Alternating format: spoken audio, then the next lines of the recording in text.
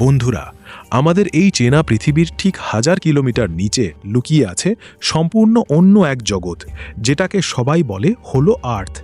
মাটি থেকে আকাশ পর্যন্ত, যেখানে চারপাশটা শুধু ঘিরে রেখেছে ভয়ঙ্কর আর অদ্ভুত সব জীবজন্তু। আর এই নরকসম দুনিয়ার একমাত্র একছত্র অধিপতি হলো আমাদের কিং কং।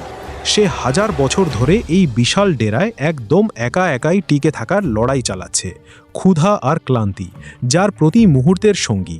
একদিন হঠাৎ করেই একদল হিংস্র নেকড়ে মানে ভেরিয়া কংকে চারপাশ থেকে ঘেরাও করে ফেলে। তারা কংকে শিকার করার জন্য মরিয়া হয়ে ওঠে।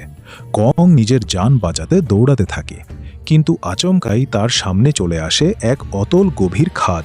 পালানোর সব পথ বন্ধ। ঠিক তখনই কং সাহস বুকে নিয়ে উল্টো ঘুরে দাঁড়ায়। ভেরিয়ার দল ভাবছিল এবার হয়তো কংকে কাবু করা একদম সহজ হবে, কিন্তু তারা ধারণাও করতে পারেনি কং তাদের জন্য কি মারাত্মক ফাঁদ পেতে রেখেছে। যখনই একটা ভেরিয়া কংকে আক্রমণ করতে ঝাঁপিয়ে পড়ে, অমনি কংয়ের পাতা ফাঁদ সচল হয়ে যায়।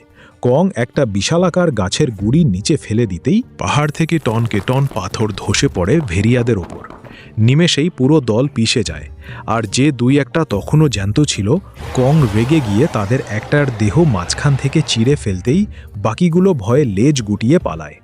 এত বড় শিকার পেয়েও কিন্তু আমাদের কং মামা একটুও খুশি হতে পারেনি, কারণ তার মুখের একটা দাঁত তাকে অসহ্য কষ্ট দিচ্ছিল।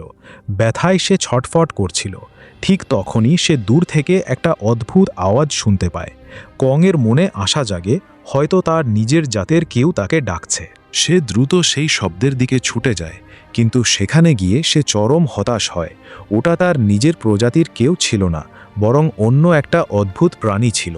100 বছর পার হয়ে গেলেও কং আজও একা। আর এই চরম একাকিত্ব আর দাঁতের তীব্র যন্ত্রণায় সে ভেতর থেকে ভেঙে পড়ে। বাধ্য হয়ে সে মানুষের কাছে সাহায্য চাওয়ার সিদ্ধান্ত নেয় এবং মানুষের দুনিয়ায় পা রাখে। একটা পাহাড়ের ওপর এসে সে যন্ত্রণায় ছটফট করতে থাকে। তখনই বিজ্ঞানীদের নজর পড়ে কংয়ের ওপর, কিন্তু মানুষেরা ভয় পেয়ে সুরক্ষার জন্য তাকে কড়া মাত্রার চেতনানাশক দিয়ে অজ্ঞান করে দেয়। এরপর হেলিকপ্টারে করে ডেকে আনা হয় শহরের সবচাইতে নামকরা দাঁতের ডাক্তারকে। তারা কংয়ের সেই নষ্ট দাঁতটাকে শক্ত লোহার চেইন দিয়ে শক্ত করে বাঁধে। স্পেসক্রাফট যখন উপরের দিকে টান দেয়, উফ, কংয়ের সেই বিশাল নষ্ট দাঁতটি উপরে আসে। এরপর যখন কংয়ের জ্ঞান ফেরে, সে দেখতে পায় তার মুখে একটা চকচকে টাইটানিয়ামের দাঁত বসিয়ে দেওয়া হয়েছে। নতুন দাঁত পেয়ে কংয়ের আত্মবিশ্বাস যেন 10 গুণ বেড়ে যায়। ঠিক তখনই বিজ্ঞানীদের ল্যাবে হলো আর্থের আরও গভীর থেকে একটা রহস্যময় সিগন্যাল আসে। এই সিগন্যালের সত্যতা জানতে বিজ্ঞানীরা একটা উদ্ধারকারী দল বানায় এবং কং এর সাথে সেই পোর্টাল দিয়ে আবার হলো আর্থে প্রবেশ করে। কিন্তু কং নিজের আস্তানায় ফিরে দেখে তার সমস্ত খাবার দাবার চুরি হয়ে গেছে। কং তার কুড়ালটা কাঁধে নিয়ে পাহাড়ের ওপরে উঠে দেখে নিচে একটা হালকা নীল রঙের আলো জ্বলছে। কি আছে দেখার জন্য কং এক লাফে নিচে নেমে যায়। গুহার ভেতরে প্রবেশ করতেই দেয়ালের পাথরগুলো সব জাদুকরী আলোয় জ্বলজ্বল করে ওঠে। দূর থেকে একটা ভয়ানক গর্জন শুনে কং একটা ঝর্ণা পার হতেই তার চোখ চড়ক গাছ। সে আবিষ্কার করে সম্পূর্ণ এক নতুন ও অজানা দুনিয়া। হঠাৎ করেই তার সামনে একটা বিশাল ভয়ঙ্কর ছায়া ভেসে ওঠে। কং লড়াইয়ের জন্য প্রস্তুত হয়ে যায়, কিন্তু ছায়াটা যত কাছে আসে তত ছোট হতে থাকে। সামনে আসতেই কং অবাক।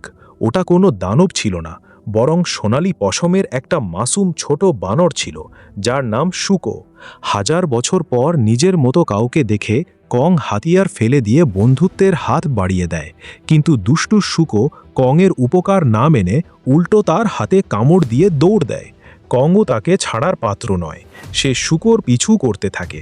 শুকোর পিছু করতে করতে কং এমন এক জায়গায় পৌঁছায় যা দেখতে পুরো নরকের মতো।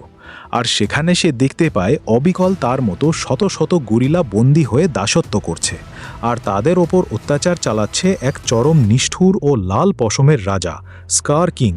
স্কার কিং কংকে দেখেই তার নতুন টাইটানিয়ামের দাঁত নিয়ে উপহাস করে হাসতে শুরু করে।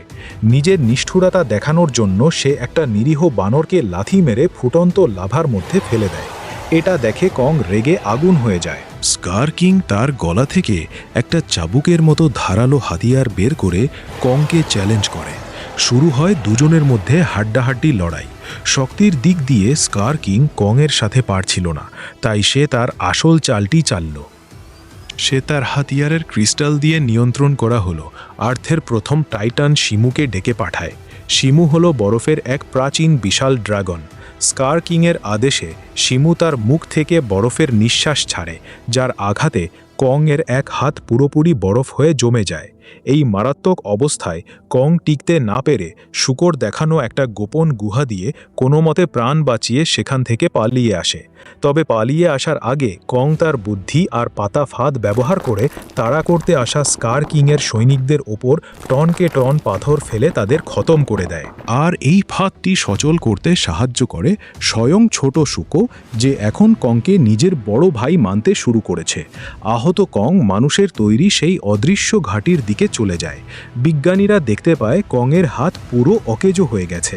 তাকে বাঁচানোর জন্য বিজ্ঞানীরা তাদের আগে থেকে তৈরি করে রাখা সেই বিশেষ রোবোটিক হাত বিস্ট গ্লাভস কংয়ের হাতে ফিট করে দেয়। এই মেকানিক্যাল হাত পরা মাত্রই কংয়ের শরীরে নতুন শক্তি ফিরে আসে। এবার কং বুঝতে পারে একা স্কার কিং আর শিমুকে হারানো যাবে না, তার দরকার এক মহাশক্তিশালী পার্টনার। তাই সে সরাসরি মিশরের পিরামিডের সামনে চলে আসে, যেখানে আগে থেকেই অপেক্ষা করছিল সারফেসের রাজা গডজিলা। গডজিলা কংকে দেখেই ভাবল সে বুঝি যুদ্ধ করতে এসেছে। গডজিলা এক ধাক্কায় কংকে কয়েকশো কিলোমিটার দূরে ফেলে দেয়। কং তাকে বোঝানোর চেষ্টা করলেও গডজিলা তো কারো কথা শোনার পাত্র নয়। দুজনের মধ্যে তুমুল মারামারি শুরু হয়। কং তার মেকানিক্যাল হাতের জোরে গডজিলাকে এক পাঞ্চে কুপোকাত করে ফেলে এবং তার লেজ ধরে পোর্টালের দিকে টানতে থাকে।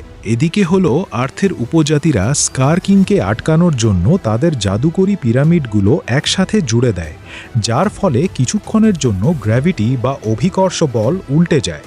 সব কিছু শূন্যে ভাসতে শুরু করে। ঠিক তখনই গডজিলা আর কং হলো আর্থের পোর্টালে এসে হাজির হয়। গডজিলা শিমু আর স্কার কিংকে দেখেই বুঝে যায় আসল শত্রু কারা। সবাই হাওয়াতে ভাসতে ভাসতে শুরু হয় এক অবিশ্বাস্য চতুর্মুখী যুদ্ধ। লড়াই করতে করতে তারা পোর্টাল ভেঙে সরাসরি চলে আসে মানুষের দুনিয়ায়, ব্রাজিলের রিও ডি জেনিরো শহরে।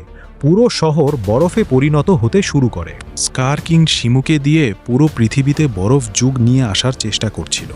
ঠিক এই সময়ে ছোট শুকো কংয়ের ফেলে আসা কুড়ালটি নিয়ে স্কার কিংয়ের হাতের সেই নিয়ন্ত্রণকারী ক্রিস্টালটি এক কোপে ভেঙে টুকরো টুকরো করে দেয়। ক্রিস্টাল ভাঙতেই শিমু স্কার কিংয়ের দাসত্ব থেকে মুক্ত হয়ে যায়। সে বুঝতে পারে এই স্কার কিংই তার আসল শত্রু ছিল। শিমু তার বরফের নিঃশ্বাস দিয়ে স্কার কিংকে একদম জ্যান্ত বরফের মূর্তি বানিয়ে দেয়। আর আমাদের কিং কং এক বিশাল লাফ দিয়ে তার মেকানিক্যাল হাত দিয়ে সেই বরফ হয়ে যাওয়া স্কার কিংকে এক ঘুষি মেরে গুঁড়ো গুঁড়ো করে বাতাসে উড়িয়ে দেয়। অবশেষে যুদ্ধ শেষ হয়। আমাদের আলফা টাইটান গডজিলা তার কাজ শেষ করে আবার শান্ত হয়ে গভীর ঘুমে চলে যায়। আর কিং কং সে তার নতুন সঙ্গী শিমু আর ছোট শুকোকে নিয়ে ফিরে যায় হলো আর্থে। তবে এবার সে আর একা নয়। অত্যাচারী স্কার কিংয়ের হাত থেকে মুক্ত হওয়া সমস্ত গরিলা প্রজাতি কংকে তাদের নতুন ও দয়ালু রাজা হিসেবে মেনে নেয়। কং বুক ফুলিয়ে গর্জন করে ওঠে, কারণ সে এখন হলো আর্থের প্রকৃত লিডার। তো বন্ধুরা, কংয়ের এই একাকিত্ব থেকে রাজা হওয়ার মহাকাব্যিক জার্নিটা আপনাদের কেমন লাগলো কমেন্ট করে অবশ্যই জানান। আর ভিডিওটি ভালো লাগলে লাইক দিয়ে চ্যানেলটি সাবস্ক্রাইব করতে একদম ভুলবেন না। দেখা হচ্ছে পরের ভিডিওতে। ধন্যবাদ।